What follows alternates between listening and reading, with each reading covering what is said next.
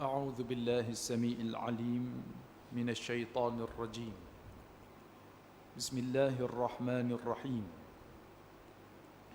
الحمد لله رب العالمين، والصلاة والسلام على أشرف الأنبياء والمرسلين سيدنا محمد وعلى آله وصحبه أجمعين. سبحانك لا علم لنا إلا ما علمتنا إنك أنت العليم الحكيم. قال رب اشرح لي صدري ويسر لي أمري واحلل عقدة من لساني يفقه قولي. أما بعد. Muslimin dan muslimat, hadirin dan hadirat yang dirahmati Allah Subhanahu wa taala sekalian. Insya-Allah pada malam ini kita sambung lagi pengajian kita daripada kitab Huraian Hadis Geoeskatologi. Dia berada pada bab yang ketujuh daripada bahagian Tanah Parsi. Bab yang bertajuk Isfahan. Muka surat 215. Salah satu wilayah yang terkenal di Tanah Parsi adalah Isfahan. Ia terletak di tengah peta Iran hari ini. Salah sebuah kota metropolitan dengan populasi ketiga terbesar di Iran selepas Tehran dan Mashhad yang berada di wilayah Khurasan. Juga memiliki dataran kota terbesar di dunia. Pernah menjadi pusat pemerintahan dinasti Saljuk kurun ke-10 hingga kurun ke-11 dan dinasti Safawid kurun ke-17 hingga ke-18 Masihi. Jadi sebagai maklumat awal, Isfahan ini adalah satu wilayah yang duduk di Iran hari ini. Dulunya Iran, Iraq dan sekitarnya adalah kawasan di bawah Empire Parsi. Sebab tu kita bincangkan dalam Tanah Parsi pada hari ini. Dan Isfahan ini adalah wilayah yang cukup popular, menjadi negeri ketiga terbesar ataupun kota ketiga dengan populasi terbesar di Iran selepas ibu negara dia sendiri, Tehran dan Mashhad, satu bandar lama di wilayah Khurasan yang kita dah bincang dah tajuk Khurasan pada minggu lalu. Isfahan antara kota lama yang masih tersergam indah dengan kombinasi hasil binaan tamadun Babylon Parsi Islam. Isfahan ni adalah kota lama dan kota yang tertegak sejak pada zaman Babylon lagi. Zaman Babylon adalah zaman Nabi Ibrahim, zaman kerajaan Namrud. Zaman Babylon ni tertegak sebelum daripada Mekah itu dibina lagi, Kaabah itu dibina lagi. Kaabah dibina selepas daripada Nabi Ibrahim dihambak keluar daripada Babylon, dia merantau ke Palestin, dia pergi ke Mesir dulu. Kemudian berkahwin dengan Siti Hajar, boleh anak Nabi Ismail. Bawa Nabi Ismail ke Mekah. Waktu tu tak ada apa-apa lagi, padang pasir, kering kontang. Sejak daripada peristiwa itulah ekah ceritanya Mekah itu ditubuhkan. Tapi Babylon wujud awal dulu lagi. Jadi zaman Isfahan ini sejak zaman Babylon lagi kota dia ni. Kemudian setelah naiknya Empire Parsi pertama, Empire Achaemenid yang dipimpin oleh Cyrus the Great, dia telah berjaya menumbangkan Empire Babylon, lalu mengasahkan Empire Parsi di kawasan sekitar Iran dan Iraq, Iran, Mesopotamia itu. Lalu Tehran terus dibangunkan sebagai sebuah bandar. Sehinggalah Islam datang. Zaman Khilafah Islamiyah, Islam meneruskan bandar itu menjadi bandar pada zaman Islam pula. Jadi kita boleh lihat di Isfahan itu ada tinggalan tamadun-tamadun lama, Babylon, Parsi dan juga Islam. Selain kehijauan dan kesuburan tanahnya, banyak binaan lama seperti laluan, jambatan, masjid dan menara yang sangat unik dan menarik yang digilai oleh peminat seni.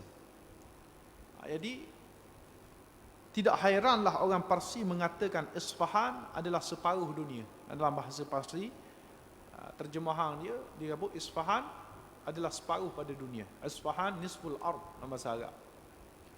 Sebab dia comel. Kita tanya berapa orang yang pernah pergi ke Iran dan dia kata paling lawa di Iran ni Isfahan.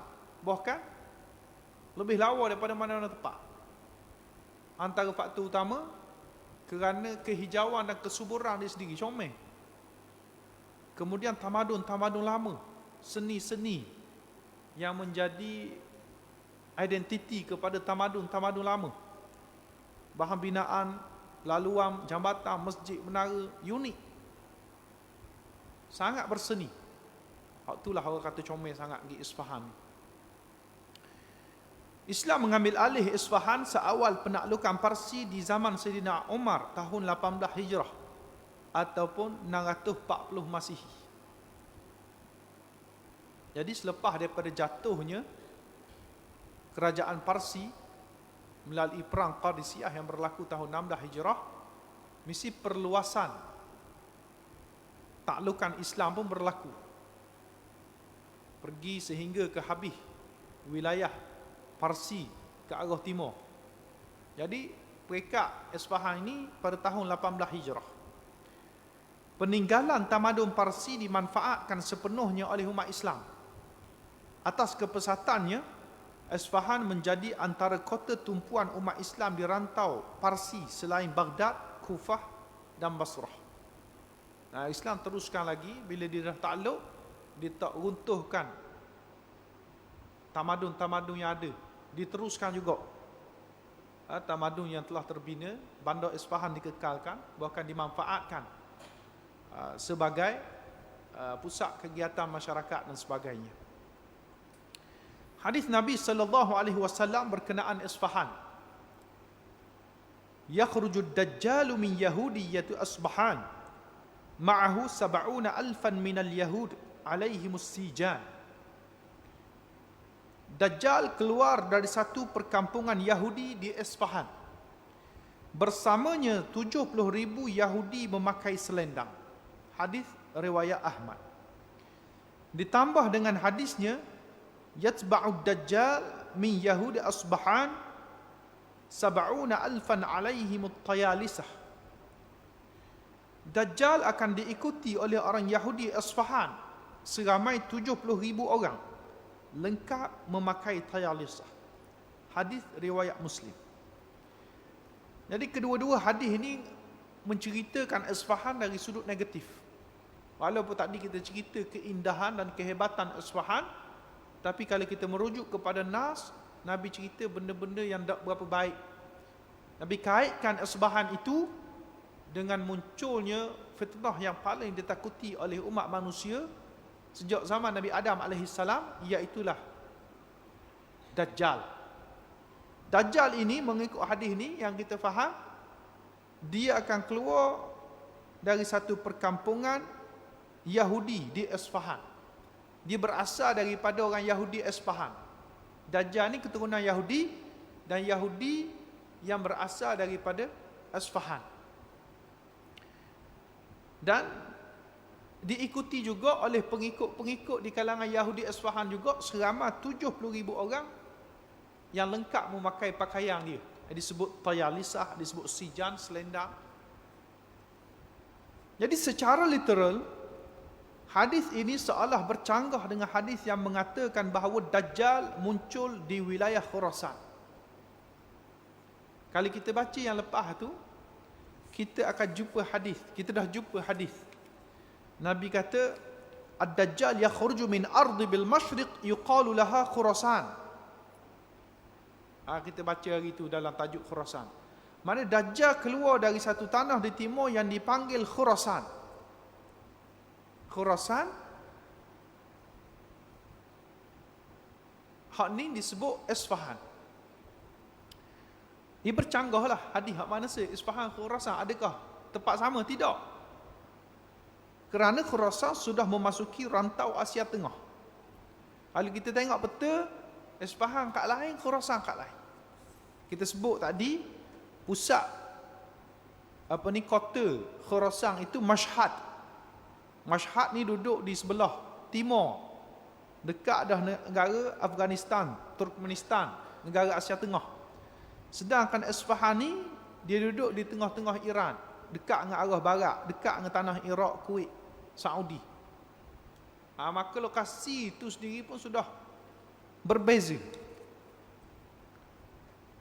Ia juga bercanggah dengan hadis yang mengatakan bahawa Dajjal berada di sebuah pulau di sebelah barat. Kalau kita baca bab Tasik Tiberias yang kita telah bincangkan dalam bahagian Tanah Rom sebelum ni, ia adalah Nabi sebut cerita tentang Tamim Ad-Dari yang jumpa dengan Dajjal ketika dia berlayar ke barat. Makna barat ni, Iran tu sendiri adalah wilayah negara ataupun wilayah di timur. Negara lokasi yang terletak di timur tanah Arab. Di timur dah. Jadi hak Nabi cerita ni dia duduk di barat. Maka tiga pendapat bercanggah. Tiga hadis yang nampaknya secara literal, secara zahirnya nampak bercanggah. Tapi adakah bercanggah secara hakiki? Hakikatnya tidak bercanggah. Hakikat kita kena terima, takkan Nabi dia bercakap lain.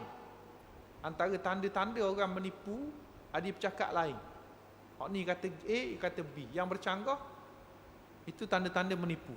Nabi kita ni bersifat dengan as-siddiq, sifat yang benar. Nabi kita ni tidak pernah berbohong. Maka bila berlaku pertembungan, pasti ada beberapa kesilapan kita, bukan kesilapan Nabi. Kesilapan kita dalam memahami hadis-hadis. Sama ada hadis-hadis itu yang lemah, hadis-hadis yang dhaif, yang bercanggah dengan hadis sahih, maka tolak je lah hadis dhaif. Sekiranya hadis-hadis yang kita kaji ni hadis-hadis yang sahih belaka, maka kita kena cuba harmonikan. Ada silap faham dari sudut kefahaman kita lah tu. Kita silap faham makna apa yang dimaksudkan oleh Nabi. Kena tengok molek apa yang Nabi sebut tu. Bahasa-bahasa yang Nabi guna ketika nak sebut daripada Isfahan, diguna bahasa, diguna cara sebutan lagu mana, diguna konteks macam mana. Waktu di sebut tentang Khurasan, konteks ayat lagu mana. Kena tengok sesuatu tu, pasti kita akan boleh harmonikan. Untuk mengharmonikan hadis ini, boleh jadi Dajjal adalah berasal daripada perkampungan Yahudi di Isfahan. Jadi hak Nabi sebut tentang Isfahan itu tempat asal Isfahan, tempat asal dia memang dia ni manusia yang lahir daripada keturunan Yahudi yang tinggal di Isfahan. Itu keturunan dia. Tetapi ditahan di barat. Dalam perjalanan hidup dia, dia mungkin merantau ke barat. Kemudian Allah Subhanahu Wa Taala takdirkan dia ini dibelenggu, ditangkap, disimpan di sebuah pulau di barat sebagaimana hadis Tamim Ad-Dari itu. Maknanya dah canggah dah situ dengan barat. Sebab Tamim Ad-Dari hadis dia jumpa Dajjal di barat. Hadis tu tak cerita pun tentang Dajjal asal di barat. Dia tak bercanggah dah. Sampai masanya dia akan pergi ke Khurasan, lalu menzahirkan diri. Jadi dalam hadis tentang Khurasan, Nabi cerita Dajjal akan keluar daripada Khurasan. Bukan berasal daripada Khurasan. Nabi cerita akan keluar daripada Khurasan. Maknanya kita boleh faham, waktu dia muncul setelah dibebaskan daripada belenggu yang dia tu sekarang ni, Dajjal ni telah hidup mengikut hadis Tamim Ad-Dari. Dajjal hidup lama dah, sejak zaman Nabi lagi, tapi dia dibelenggu, ditangkap dan tidak dibebaskan lagi. Tak boleh nak keluar melakukan kerosakan. Hanya boleh jumpa orang saja, berkomunikasi dengan orang. Macam kisah Tamim Ad-Dari itulah.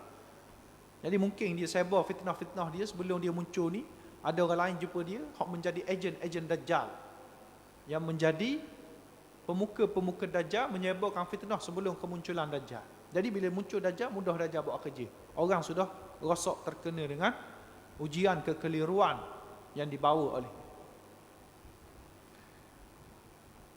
Jadi itu konsep kita nak faham lah. Dajjal ni dia asal daripada Yahudi Isfahan, ditangkap, ditahan sekarang ni di barat, kemudian akan keluar di Khurasan. Keadaan di wilayah Khurasan yang gawat dengan campur tangan ketenteraan oleh US dan NATO ketika ini, terutama di Afghanistan. Ini cerita kita tulis buku ni tahun 2018, memungkinkan bagi Dajjal ke kawasan berkenaan sebelum memunculkan diri sebagai pemimpin ikonik. Dan sehingga sekarang ni pun, walaupun US telah mengumumkan penarikan tentera mereka daripada Afghanistan dan pengunduran kerajaan boneka barat daripada mentadbir Afghanistan, diambil alih oleh Taliban, tapi serangan-serangan saraf, serangan-serangan halus melalui media, melalui tekanan antarabangsa tetap diteruskan ke atas Afghanistan.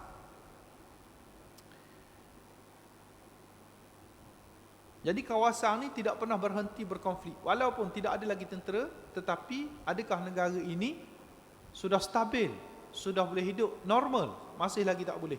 Banyak lagi dia kena buat untuk membangunkan negara yang begitu lama dijajah, begitu lama menghadapi peperangan. Sejak zaman Soviet, sebelum Soviet lagi, kemudian mari US pula dan sebagainya. Menurut hadis di atas, pengikut Dajjal terdiri daripada Yahudi Isfahan seramai 70,000 orang. Kita baca hadis tadi kan. Tadi kita cerita tentang asal Dajjal, tapi dalam hadis tadi juga cerita tentang Dajjal akan diikuti oleh 70,000 orang Yahudi daripada Isfahan. Namun secara fakta, Yahudi di Isfahan hanya tinggal sekitar 1,500 orang sahaja sekarang. Jadi macam tak logik juga. Ke mana? Sekarang ni Yahudi di Isfahan tu tinggal 1,500 orang kurang-kurangnya. Dulu ramai. Dulu zaman Babylon telah mengambil Bani Israel ketika perang Babylon Palestin dulu. Dia telah berjaya tawan orang-orang Yahudi dan jadikan sebagai hamba di bawah kerajaan Babylon. Maka Yahudi ada di Babylon sebagai hamba dan berkumpul di wilayah Isfahan. Jadi sekarang ni cerita dia tak ada dah, tinggal 1,500 orang. Kebanyakannya telah keluar semasa British menawarkan penempatan kepada Yahudi di Palestin bermula tahun 1916. Kalau kita masih ingat, selepas daripada perjanjian Sykes-Picot, sebelum daripada perjanjian Sykes-Picot ni perjanjian antara diplomat Perancis dengan British, kemudian Soviet sekali menyertai selepas pada tu perjanjian untuk pecah belahkan tanah Khilafah Osmaniyah. Jadi sebelum tu Osmaniyah telah pun dilemahkan dengan dia menyogok kerajaan-kerajaan Arab untuk bangkit melawan Turki Osmaniyah. Sehingga kan muncul apa istilah yang disebut Great Arab Revolution, revolusi agung Arab. Orang-orang Arab, Islam juga ni. Bukan saja Islam, malah pemimpinnya Sharif Hussein Al-Hashimi, turunan Nabi. Lawang khilafah umat Islam yang sah di Turki. Dibebaskan semua wilayah yang duduk bawah wilayah Hijaz, negeri-negeri yang duduk bawah wilayah Hijaz dibebaskan. Termasuklah Mekah, Madinah, tanah Arab itu, sehinggalah ke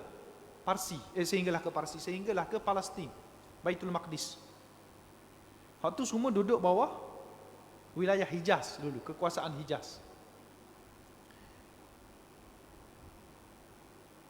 selepas daripada perjanjian di Meterai boleh dijatuhkan kerajaan tu, tahun yang sama juga, tahun 1916 dibentangkan deklarasi Balfour.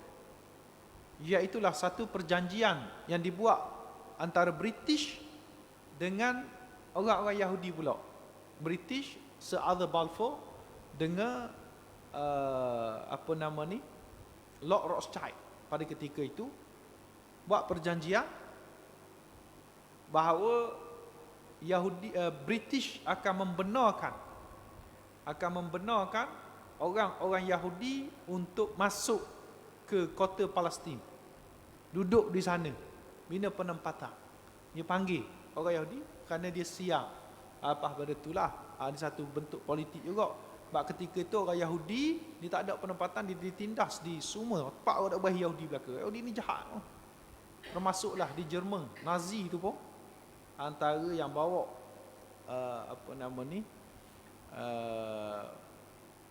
ultra nationalism, anti-semitic. Dia tak setuju, tak berahi ke orang Yahudi, bunuh ramai orang Yahudi. Menyebabkan orang Yahudi ni bila ditawarkan negara, dan negara tu pula adalah negara tempat asal dia. Masa tu orang Yahudi pula telah pun diracun pemikiran melalui ajaran sesat, ajaran Yahudi itulah yang kata mereka kena kembali ke tanah tu untuk menegakkan kerajaan yang memimpin dunia akhir zaman. Jadi lepas pada dia didakwah itu, ada tawaran kepada British pula untuk masuk ke kota Palestin itu, maka penghijrahan itulah yang berlaku, yang menyebabkan orang Yahudi di barat dan sebagainya ni, terutama hak duduk di Isfahan ni, lari keluar. Penghijrahan besar-besaran pertama daripada Isfahan berlaku tahun 1916. Selain di negara haram Israel, Yahudi Isfahan hari ini juga ramai di US. Yang tinggal di Isfahan sekarang kebanyakan bermazhab Naturikarta yang menolak kewujudan negara Israel. Jadi waktu Kongres Zionis pertama yang dibuat di Basel, Switzerland tahun 1897, jadi Zionis dia asalnya telah berjaya melobi aliran Yahudi yang pelbagai di seluruh dunia ni untuk kembali ke Palestin, menubuhkan negara mereka sendiri. Kebanyakan Yahudi setuju, tetapi ada satu mazhab dalam Yahudi yang tak setuju, nama mazhab Naturikata, yang duduk di Isfahan pada ketika ni, dan dia tinggal di Isfahan tu. Dia tak pergi ke sana sebab dia tak setuju dengan penghijrahan ke sana, sebab dia pembaca Saki-baki tinggalan ajaran dari kitab Taurat, dan dia tahu bahawa Yahudi akan dibunuh di sana. Yahudi yang berlawan dengan Islam akan dibunuh, dikuburkan di sana. Maknanya ibarat pergi di gali kubur sendiri. Dia tak setuju. Jadi pokok pangkalnya dah Yahudi yang ada mazhab Naturikata hak tak setuju dengan Israel. Tak setuju dengan Israel bermakna tak setuju dengan Dajjal. Sebab kerajaan Israel ditubuhkan untuk menunggu kedatangan Dajjal akhir zaman yang akan memerintah Yahudi, memimpin Yahudi memerintah dunia. Ini tuan-tuan bacalah kitab Talmud, kitab Taurat, memang itu pegangan orang Yahudi. Bila tak setuju dengan Dajjal, macam mana mazhab Naturikata ni nak ikut jadi pengikut Dajjal? Adalah bilangan mereka 1,500, nak sama dengan Nabi. Hak Nabi kata 70,000. Bukan mudah nak tambah populasi dalam tempoh yang sekejap. Melainlah kalau muncul Dajjal ni 30-40 tahun akan datang, mungkin ratus-ratus tahun akan datang baru boleh capai mungkin 70,000 ni, atau berlaku penghijrahan balik ke sana. Jadi secara asalnya tak logik benda tu. Justru terdapat dua pandangan bagaimana bilangan Yahudi di Isfahan akan kembali bertambah sehingga mencapai bilangan 70,000 saat kemunculan Dajjal. Jadi kita boleh andaikan dua pandangan daripada apa yang disebut oleh Nabi, 70,000 orang pengikut Yahudi daripada Isfahan akan ikut dia. Pertama, wujud Yahudi yang tidak mengaku sebagai Yahudi sekarang di Isfahan. Mereka akan menzahirkan diri sebagai Yahudi bila tiba masa keluar Dajjal. Hujah inilah yang digunakan bagi menjustifikasikan penganut Syiah yang mendominasi Iran sebagai tentera Dajjal. Jadi ini pandangan popular bagi orang yang syarah hadis ni. Dia kata ini hadis yang menunjukkan bahawa Syiah ni Yahudi. Syiah ni sebenar Yahudi, pura-pura sahaja jadi guna atas nama Islam. Aliran Syiah tapi sebenarnya Yahudi. Ini pandangan popular yang digunakan. Mereka pura-pura bila mari Dajjal mereka akan jadi pengikut Dajjal. Ini pandangan yang jelas nak bawa perpecahan sektarian di kalangan orang Islam Sunni Syiah. Pandangan ini agak lemah kerana penganut Yahudi adalah sebuah agama bangsa, iaitu ethno-religious, khusus bagi keturunan Bani Israel. Agama Yahudi ni bukan agama semua orang boleh anut. Dia bukan macam Islam. Islam bukan orang untuk orang Melayu je. Islam orang Cina pun ada. Bahkan orang Cina awal sampai Islam pada Melayu lagi. India awal sampai Islam lebih pada Melayu lagi. Kadang-kadang pandangan kita bila Melayu tu Islam, bila Cina tu kafir. Mu Islam ke Cina? Jadi soalan tu dah. Cina tu bangsa, Islam tu agama. Jadi Islam ni agama multiracial, agama yang terima semua masyarakat. Begitu juga dengan Kristian, begitu juga orang Buddha. Tapi Yahudi hanya orang Bani Israel, keturunan Bani Israel daripada 12 jalur anak Nabi Yaqub sahaja yang diiktiraf sebagai Bani Israel yang boleh untuk menganut ajaran Yahudi. Jadi mereka amat menjaga silsilah keturunan sehingga sebahagian besar mazhab ortodok, Yahudi ortodok tidak mengiktiraf bangsa lain menganut Yahudi. Memang tak boleh menganut ajaran lain. Tak iktiraf bangsa lain yang nak declare dia Yahudi. Dia akan tengok silsilah. Mu ni ada keturunan Bani Israel. Kalau tak ada, tak boleh. Mereka memiliki ideologi hamba Tuhan yang terpilih. Dalam bahasa Arab, Sya'bullahil Mukhtar. Mereka ni ada idea kalau ini antara pegangan utama dia, Yahudi ni adalah hamba Tuhan yang terpilih. Dialah bangsa paling mulia. Sehingga kan bangsa-bangsa lain mereka tak terima Yahudi ni. Sedangkan penduduk Iran berasal daripada keturunan Parsi yang menganut ajaran agama Zoroaster. Ataupun agama Zoroaster ni hari ini telah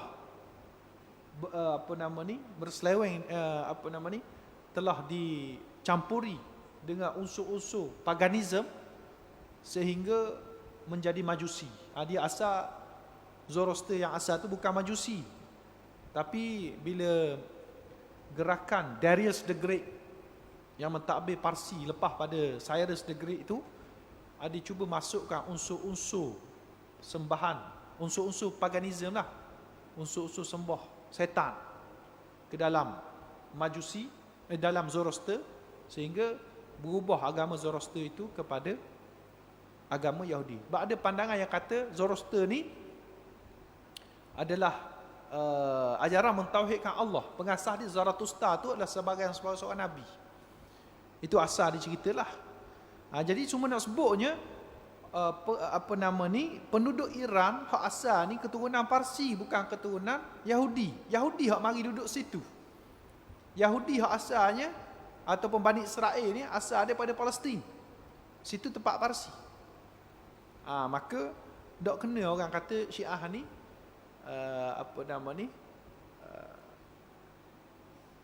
Yahudi yang bersembunyi, Yahudi yang menyamar. Sebab keturunan tu dok kena dah.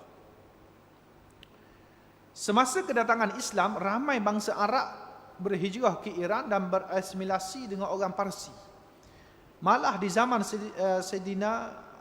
awal khilafah Umayyah, ramai ahlul bait berhijrah ke Iraq dan Iran kerana melarikan diri daripada Umawi. Banyak kesalahan ejaan sini. Melarikan diri dari Umawi yang memburu ahlul bait atas faktor politik. Jadi di situ asal orang Parsi kemudian mari orang Arab ramai situ. Mengikut bahasa Nabi SAW di zamannya adalah lebih tepat menggunakan perkataan Parsi jika benar penganut Syiah Iran adalah pengikut Dajjal, sebagaimana Nabi SAW menyebutkan Rom sebagai pihak yang akan bekerjasama dengan Islam di akhir zaman. Jadi kalau Nabi nak kata betul lah pandangan, Nabi tak akan guna perkataan Yahudi, sebab Yahudi nak merujuk kepada Syiah. Kalau dirujuk Parsi ada kemungkinan, tapi Nabi tak guna, maknanya salah pandangan yang mengatakan bahawa Yahudi di Isfahan itu adalah penganut Syiah di Iran. Ini boleh tertolak pandangan pertama ini. Pandangan kedua yang lebih munasabah adalah Yahudi Isfahan yang berada di Israel dan US akan kembali ke Iran suatu hari nanti bagi menunggu Dajjal. Mereka yang ada di Israel, yang ada di US sekarang ni, bila Dajjal muncul, dikatakan muncul di Khurasan, maka mereka akan cari balik. Penghijrahan besar Yahudi Isfahan direkodkan berlaku 2 kali. Sebenarnya 3 kali kalau kita sebut. Pertama pada permulaan Empire Parsi, kurung kelima. Ini awal sekali lah. Kurung kelima sebelum Masihi. Kena tambah sebelum Masihi. Sebab kurung kelima selepas Masihi ni dekat dengan Nabi. Dia sebelum Masihi tu. Cyrus the Great muncul pada ketika tu, mengasaskan Empire Achaemenid Parsi. Waktu tu dia sangat baik. Cyrus the Great ini adalah pemerintah yang sangat baik. Dia yang membela orang-orang Parsi daripada ditindas oleh Babylon. Sehingga pandangan mengatakan bahawa Cyrus the Great ini adalah Zulkarnain yang disebut dalam surah Al-Kahfi. Jadi itu penghijrahan pertama. Orang Yahudi berahi kepada Cyrus, menyebabkan dia berhijrah. Itu penghijrahan pertama. Kedua, dia berlaku pada penghijrahan ke Yahudi, betul dah ni? Penghijrahan Yahudi ke Isfahan. Tadi kita cerita penghijrahan Yahudi Isfahan keluar. Itu betul dah. Ni penghijrahan Yahudi mari ke Isfahan. Yang pertama sekali berlaku di penjara besar berlaku di zaman Cyrus the Great, zaman Empire Parsi. Yang kedua selepas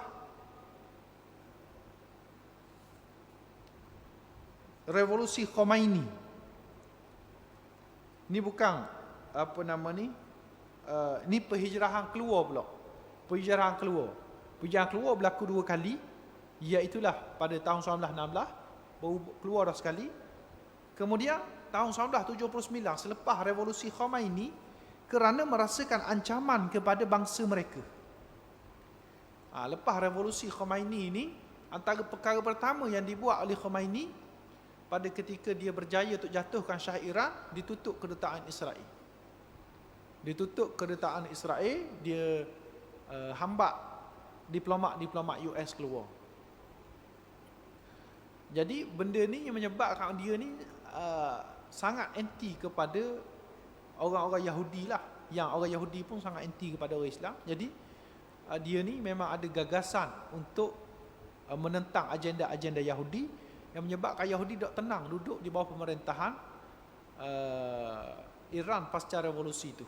Jadi dia pun keluar daripada Iran. Maka tidak mustahil sekiranya ancaman tersebut telah tiada, mereka akan kembali ke sana. Itu tempat asal juga mereka duduk lama.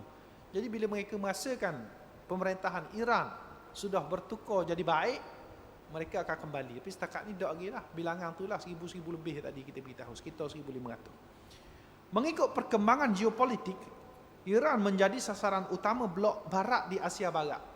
Kalau kita bincang bab politik pula, Iran menjadi sasaran utama blok barat di Asia Barat. Barat pernah berjaya menguasai Iran pada era Pahlavi tahun 1925 hingga 1979 dan menjalankan berbagai polisi luar dengan jayanya ke atas rantau tersebut hingga ke Asia Tengah dan Asia Selatan. Jadi Reza Pahlavi ni raja terakhir Iran. Dan kalau kita baca mana-mana sejarah raja-raja ni pun, macam mana ada raja-raja yang boleh baik dengan barat, dia cerita dia lebih kurang sama.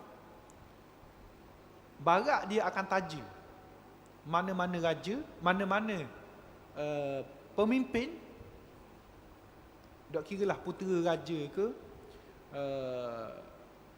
keturunan kerabat diraja ke, yang berpengaruh, yang nak kepada kuasa, gila kuasa, nak kepada jawatan raja. Barat cari orang gini, dia akan taja dengan bantuan persenjataan, bantuan kewangan apa sebagainya, supaya dia ni akan boleh jadi raja, lawang dengan raja yang ada. Tapi syarat dia, kalau mau boleh jadi raja, lepas pada tu kena ikut dia. Sejarah ni pernah berlaku kepada Sultan Perak yang lalu. Ramai juga sultan-sultan kita yang kita tak sebutlah namanya sebelum ni, yang ada benda ni direkod. Di di Arab Saudi juga berlaku benda yang sama. Taja yang kita cerita tadi, Allahumma salli ala Muhammad, Raja Sharif Hussein ditaja juga Bani Saud, Abdul Aziz bin Saud. Kalau kita tengok yang mana memang pro kepada barat, dia ni ada sejarah ditaja dengan barat. Biasanya yang orang yang tidak ada apa-apa biaya, apa-apa tajaan daripada barat ni, dia akan lawan barat, tak kena kita. Jadi kalau kita baca sejarah lah, kalau kita baca sejarah, kita akan tengok ada raja-raja yang nampak pro kepada barat tu, dia sebenarnya ada sejarah di sebalik. Mereka benarnya sebelum jadi raja tu pernah ditaja oleh barat. Hak berani lawan, biasanya tak ada apa-apa kepentingan dengan barat. Jadi Pahlavi ni salah satu raja yang ditaja oleh barat sehingga berjaya gulingkan raja sebelum tu, naik dia tahun 1925 sehingga tahun 1979, yang banyak buat polisi yang pro ke barat. Barat sudah mendahului blok timur dengan menguasai Iran ketika tu dan hampir menjadi kuasa unipolar dunia. Itu antara strategi hebatlah waktu perang sebelum Perang Dunia Kedua, kemudian perang dingin. Antara aset utama hebat barat pada ketika itu untuk lawan musuh dia di timur ni adalah kerana dia berjaya menguasai Iran melalui Syahriar Pahlavi. Dan ketika tu di Amerika Syarikat, di Iran, wujud satu pengkalan tentera US luar negara yang paling besar di Asia adalah di Iran, bawah Shah Iran ni lah. Di samping itu, Iran juga merupakan negara yang kaya dengan hasil petroleum dan gas asli. Rantau Teluk Parsi lain seperti Iraq sememangnya terkenal dengan kekayaan emas hitam tersebut hingga melimpahkan syafaat kepada negara sekitar seperti Syria, Bahrain, Kuwait, UAE dan Qatar. Semua ini amat dicemburui blok barat sehingga mendorong mereka melakukan misi besar-besaran menundukkan Iran di bawah pengaruh mereka.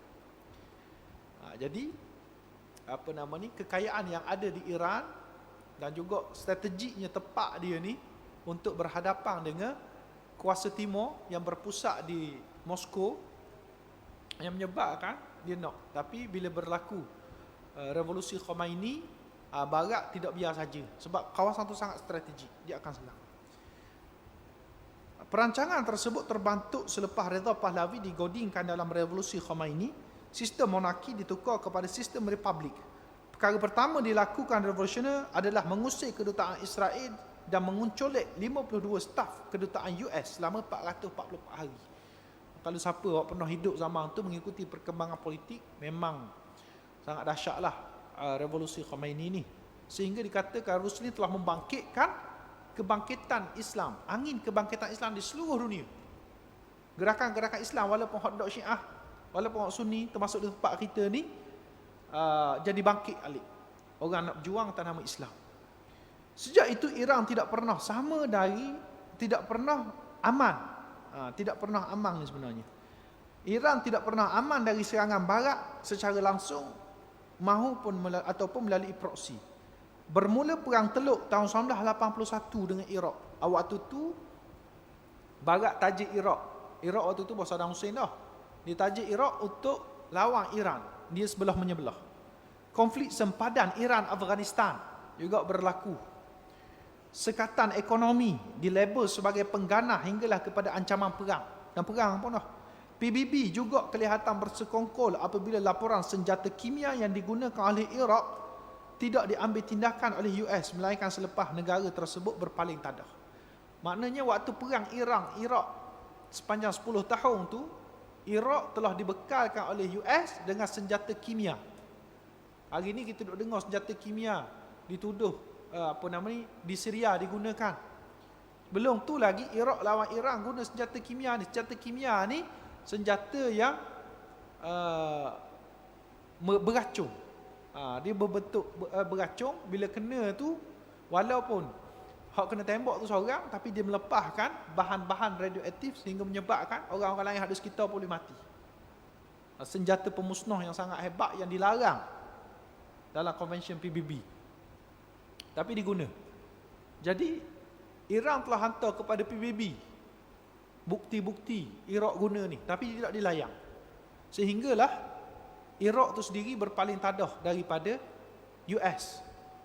Ketika berlaku krisis perang Teluk Kedua, waktu itulah baru alang-alang dilawang kita dah, baru kita ambil tindakan kepada Iraq. Sebelum tu dah. Ini hipokritnya barat PBB itu sendiri. Kejutan terbaru adalah pembatalan perjanjian nuklear Iran-US. Itu berlaku tahun 2000. Waktu berlaku sebelum daripada Donald Trump naik lagi, 2016 tak silap, zaman Obama. Sebagai satu tekanan keras, negara tersebut tunduk kepada kemahuan barat terutama dalam isu serantau. Bukan. Ini terbaru. Ya, ini terbaru. Pembatalan ni zaman Donald Trump. Zaman Obama tu dia buat perjanjian 611. Ramai pengkaji politik melihat perkara sebagai mukaddimah kepada serangan ketenteraan blok barat terhadap pemuka hadapan blok timur itu. US kini sedang giat melobi Korea Utara supaya berada di sebelah mereka bagi mengurangkan risiko barat sekiranya perang nuklear benar-benar tercetus. Tapi hakikatnya kalau ikut prinsip politik antarabangsa, negara-negara nuklear ni tak akan perang sama sendiri. Wujudnya kuasa nuklear ni sebagai instrumen cegah rintang dipanggil, ataupun deterrence, supaya negara lain tak berani serang dia sebab dia ada nuklear. Kalau negara lain serang dia, dia akan balas nuklear. Sebab bila guna nuklear sebagai senjata perang ni, bukan sahaja negara yang diserang tu hancur, negara sekitar pun hancur, negara yang menggunakan senjata ni juga akan terdedah dengan bahaya nak guna alat ni. Dia akan dapat reaksi balas negara-negara nuklear lain untuk serang juga. Akhirnya berlaku, kalau kita katakan kalau berlaku perang dunia ketiga, pasti perang nuklear. Tapi sehingga sekarang ni kajian politik antarabangsa, negara-negara yang ada kuasa nuklear tak akan perang, melainkan memang mereka nekat dah. Memang mereka nekat untuk berperang, untuk mati. Kalah jadi arang, menang jadi abu. Itulah kalau mereka pegang pada prinsip tu, itu baru mereka pegang. Tapi sekarang ni mereka pegang kepentingan lagi, nak jaga dunia lagi, nak puas hidup lagi, mereka tak akan sampai ke tahap itu lagi lah. Walaupun Iran menyatakan kesediaan mereka untuk segala kemungkinan, ditambah komitmen Rusia untuk membantu negara tersebut, namun keadaan mungkin tidak menyelebihi mereka. Walaupun Iran sendiri pun bila Amerika beri ancaman perang, mereka nak masuk capur dan sebagainya, Iran tak berkendar. Iran tegah juga, kata kami bersedia bila-bila masa saja nak berlawan. Kita ada senjata yang kita belum isytiharkan lagi. Dia ugut pula. Tapi kalau tengok daripada atas kertas, mungkin keadaan tidak menyelebihi mereka. Selain berjaya menghuru-harakan negara Sekutu Timur dengan kempen Arab Spring, sekatan ekonomi yang dibuat besar-besaran terhadap Rusia dan Iran, di samping campur tangan US terhadap politik negara-negara yang memiliki hubungan ekonomi dengan China seperti Malaysia, juga akan melemahkan kuasa blok timur dari sudut kewangan, menyebabkan mereka sukar untuk bertahan dalam situasi perang untuk tempoh yang panjang. Jadi Amerika dah bawa langkah-langkah awal untuk melemahkan Iran. Antara paling besar adalah buat sekatan ekonomi sampai ke hari ni. Jadi kalau kita pergi, rakyat Iran sangat tu. Buat sekatan ekonomi ni dalam bentuk siapa-siapa yang nak bekerjasama dengan US, dia tak boleh bekerjasama dengan Iran. Diletak kat syarat, dia pergi negara-negara kan. US ni negara yang memiliki pengaruh paling besar. Banyak negara-negara dunia ni ada hubungan diplomatik dengan Amerika. Amerika gunakan pengaruh dia ni untuk paksa negara-negara ni pulihkan putuskan hubungan. Dan ramai negara putuskan hubungan, tak berani berniaga dengan Iran.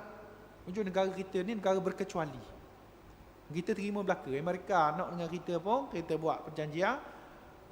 Iran nak pun tak ada masalah. Australia nak ke mana-mana ke, kita negara bersifat berkecuali. Hak tu terbaik sebenarnya sebagai sebuah negara yang kecil.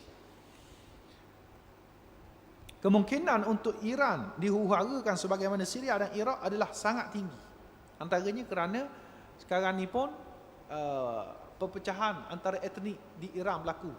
Di Iran ni dia ada etnik Baloch, dia ada etnik Kurdi, dan banyak lagi etnik-etnik yang orang Arab pun ada. Dan ramai di kalangan mereka ni yang berjuang untuk kuasa autonomi. Macam Ukraine Rusia lah hari ni. Ukraine Rusia ni perang dia sebangsa je belaka, tapi perang bak nak kuasa. Padahal se-Rusia je belaka tu, satu federation. Tapi zaman Soviet dia dimerdekakan.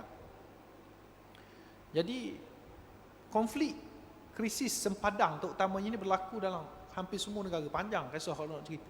Termasuklah Iran berhadapan. Iran ni di utara ada Kurdi, di timur ada orang Arab, di barat ada Baloch. Jadi ramai. Mereka akan hadap. Dari sudut yang lain pula, Yahudi paling dominan di Israel kini sudah adalah Yahudi Isfahan. Di sana mereka memang merancang untuk mendirikan kuil Nabi Sulaiman di tapak Masjid Al-Aqsa yang bakal diruntuhkan. Mereka percaya kerajaan Bani Israel persis kerajaan Sulaiman yang pernah memerintah dunia akan tertegak kembali. Pemimpin mereka adalah Al-Masih yang palsu, iaitu Dajjal. Jadi kalau ikut kepada Yahudi yang ada di Israel hari ini, ramai kalangan mereka dan dominan dari sudut penguasaannya. Kalau Yahudi betul lah. Sebab di ada juga sebenarnya Yahudi yang berpura-pura Yahudi. Yahudi yang berpura-pura Yahudi ada juga di sana. Tapi Yahudi yang betul-betul Yahudi yang daripada Isfahan ni, mereka ni ramai dan dominan juga di Israel. Dan mereka ni kalau ideologi hak terima tentang Israel ni, mereka memang tunggu Dajjal turun. Jadi tak ada pelik lah. Bila Dajjal keluar ni, Yahudi Isfahan akan ikut dia dengan maksud penduduk Yahudi Isfahan yang ada di Israel itu. Di US pula, Yahudi telah berjaya menghasut sebahagian Kristian urban untuk menyokong matlamat Zionis melalui gerakan evangelicalism. Gerakan ini sudah menguasai kerajaan US melalui parti Republican. Maka tidak mustahil, bukan parti Republican ni, parti Demokrat. Republican pun ramai di kalangan evangelicalist. Maka tidak mustahil Yahudi daripada kedua negara musuh Islam itu adalah 70,000 orang Yahudi yang dimaksudkan oleh Nabi SAW. Jadi itu pandangan kita. Boleh tengok Yahudi di Israel satu hal, Yahudi di US pun ramai, Yahudi Isfahan. Mereka inilah yang cuba untuk bawa normalisasi perjuangan Yahudi ke dalam masyarakat Kristian. Sebab orang Kristian ni kalau kita baca Quran, wa qalatil yahudu laisatin nasara ala syai' wa qalatin nasara laisatil yahudu ala syai' mu'minatun kitab. Mereka balas sama sendiri. Yahudi kata agama Kristian tu salah, tak betul. Yahudi kata agama Kristian tu salah, tak betul. Quran rekod ni. Mereka memang balas sama sendiri. Tapi dua-dua sesat belaka. Tapi hari ni yang pelik berlaku di US, orang-orang Yahudi, orang-orang Kristian sokong Yahudi. Dia ada satu pertubuhan, Kufi, Christian United for Israel, yang memang sangat hebat dalam usaha melobi masyarakat Kristian di seluruh Amerika Syarikat ni untuk sokong agenda Zionis bagi menegakkan sebuah kerajaan sejagat di Israel Raya. Jadi tu benda-benda yang kita nampak ada kemunasabahan lah Yahudi Isfahan ini yang akan ikut Dajjal. Bukan hak ada di Isfahan sekarang ni, tapi hak ada di US dan juga Israel. Jadi itulah sedikit yang boleh kita bincangkan pada malam ini. Segala apa yang baik datang pada Allah Subhanahu Wa Taala. Apa yang lemah, apa yang kurang datang kelemahan dari saya sendiri. Saya minta maaf banyak-banyak pada salah dan silap. Aqulu qali hadza wa astaghfirullah li wa lakum. Assalamualaikum warahmatullahi wabarakatuh.